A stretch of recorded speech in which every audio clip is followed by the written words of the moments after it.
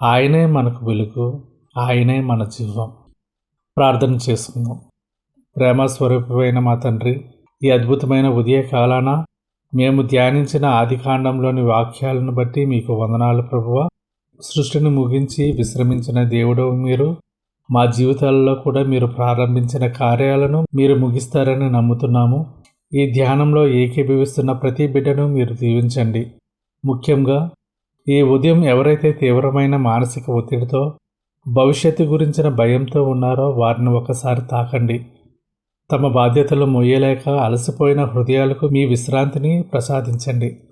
ప్రయాసపడి భారం మోసుకొనిచున్న సమస్త జనులారా నా యొద్దకు రండి, నేను మీకు విశ్రాంతిని కలుగజేతును అని మీరు చెప్పిన మాట ప్రకారము మా జీవితాల్లో నెరవేర్చండి.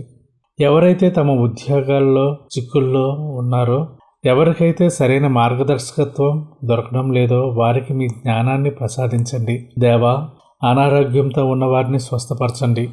ఆసుపత్రి గదుల్లో ఉండి బలహీనమైన శరీరాలతో మీకోసం కనిపెట్టుకుంటున్న వారికి మీ ఆదరణను దయచేయండి.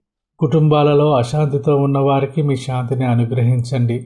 భార్యాభర్తల మధ్య, పిల్లల మధ్య ఉన్న మనస్పర్ధలను తొలగించి మీ ప్రేమతో ఆ ఇళ్లను నింపండి. ఈ దినమును మీరే ఆశీర్వదించి పరిశుద్ధపరచండి. మా ప్రతి అడుగు మీ చిత్త ప్రకారం నడిపించండి.